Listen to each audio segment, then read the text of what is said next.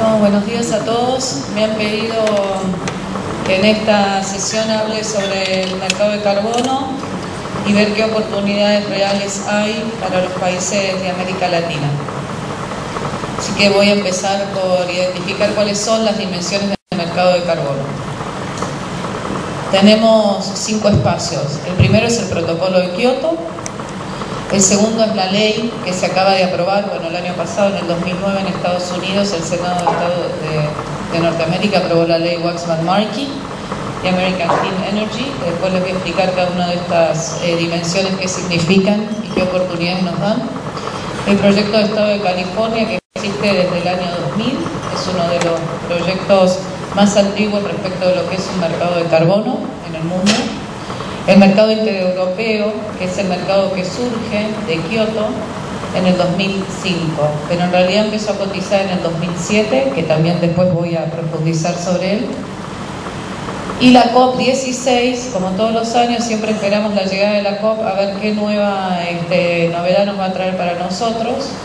Todos sabemos lo que pasó el año pasado en la COP de Copenhague, que no fue muy exitosa, al menos para los países como los nuestros. Veremos qué pasa en Cancún este año. ¿Cuáles son hoy los requisitos que necesita el mercado de carbono para que realmente cumpla su cometido, que básicamente es reducir las emisiones de gases de efecto invernadero a nivel global? En primer lugar, tener sistemas de financiamiento válidos para todos, en donde podamos entrar todos los países, independientemente de qué lado del mundo estamos y qué contribución hagamos al calentamiento global. Innovación tecnológica, protocolos flexibles. Hoy todavía los protocolos existentes para desarrollar sistemas de financiamiento, de fondeo en el mercado de carbono son protocolos muy burocráticos, muy largos y que realmente de alguna manera desaniman la generación de este tipo de instrumentos financieros y ajustes en las legislaciones. ¿Y esto por qué? Les voy a dar un ejemplo claro antes de pasar con las cuestiones más técnicas. En Argentina, por ejemplo, tenemos una matriz energética muy limpia, porque el mercado se desreguló en la década del 90, a principios de la década del 90, entonces todos aquellos que ingresaron en el mercado, y esto es algo que está viviendo ahora Uruguay, aquellos que ingresaron en el mercado en ese momento usaron las tecnologías más limpias que existían en ese momento. Esto generó que la matriz energética argentina sea muy limpia. Cuando aparece Kioto, la matriz ya era limpia. Entonces es muy difícil desarrollar proyectos de financiamiento que estén dentro de lo que es el protocolo de Kioto en Argentina, vinculado con energía estoy hablando. ¿Por qué? Porque la matriz ya es limpia.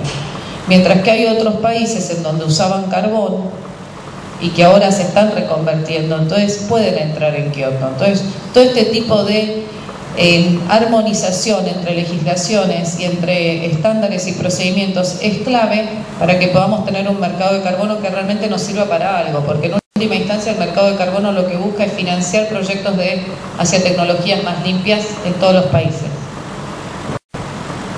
El protocolo de Kioto, no los quiero aburrir, pero muy brevemente, para aquellos que no están tan empapados con qué es Kioto, establece que los países que emiten el 55%, son responsables de alguna manera del 55% de las emisiones globales hacia la fecha base, que es 1990, estén obligados a reducir sus emisiones en un 5%.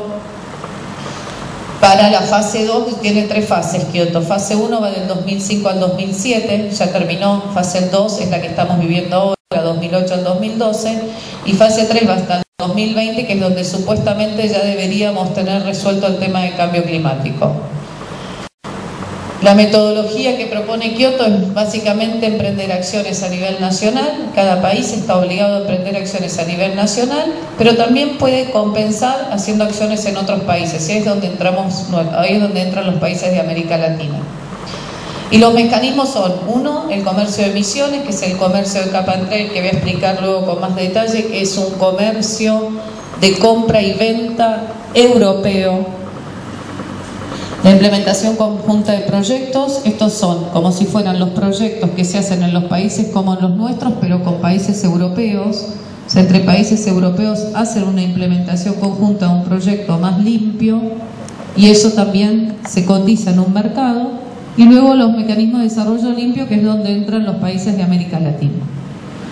Los targets, ¿esto qué quiere decir cuando pongo targets? Aquellos países que en la década del 90 no estaban incluidos en el anexo 1 porque en ese momento no emitían tantos gases de efecto invernadero como emiten ahora y que se está tratando de negociar con ellos para que se incorporen en la obligación del anexo 1 son Brasil, India y China.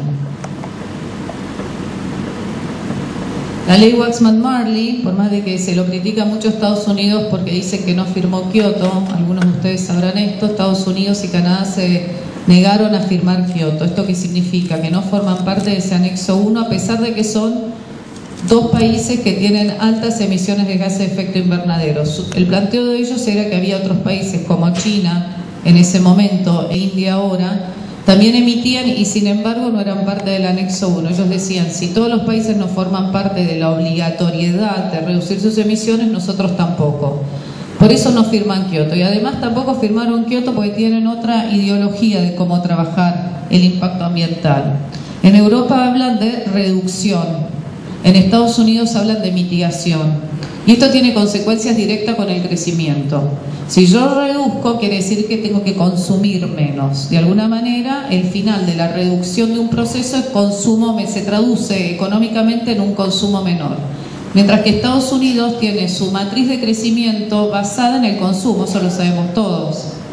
¿Qué pasa? Si ellos reducen su consumo, se les cae su modelo de crecimiento. Entonces ellos dicen, no, yo mitigo con nueva tecnología, invierto en innovación, genero nueva metodología que me ayuda a mitigar los impactos que yo genero con mi crecimiento, pero no voy a dejar de crecer para reducir el impacto en el ambiente, sino que lo reduzco a través de modelos de mitigación.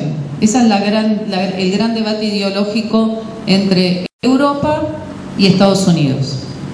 Ahora, habiendo dicho esto, que es importante, también saber de que Estados Unidos, sin embargo, a partir de esta ley y del modelo del Estado de California, fueron los primeros que empezaron a trabajar el tema de la mitigación de los impactos ambientales. Esta ley, que finalmente se sancionó el año pasado, hace rato que estaba dando vuelta en el Senado americano, mucho antes de Kioto.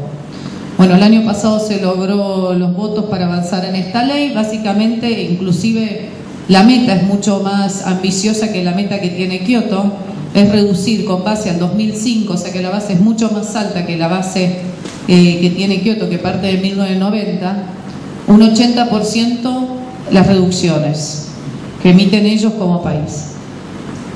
Bueno, ellos también están desarrollando un sistema cap and trade. El sistema cap and trade es un clearing entre créditos y pasivos ambientales. Lo que están haciendo en este momento es justamente, como ellos tienen un mercado voluntario de carbono, lo que tienen que hacer es de alguna manera traducir esos instrumentos en instrumentos que se puedan cotizar en este nuevo mercado. Entonces lo que están haciendo en este momento es absorber esos instrumentos, repensarlos, estandarizarlos en un modelo que se pueda tradear todos juntos en el mercado americano de cap and trade, que se lanza en el 2012. Y las líneas de trabajo, bueno, energías limpias, eficiencia energética, ellos incluyen forestación a diferencia de Kioto, que recién ahora está empezando a pensar en incluir forestación. Digamos, tienen algunos otros instrumentos que no tiene lo que es hoy Kioto. El proyecto Estado de California es un proyecto, como les dije antes, que existe desde el año 2000.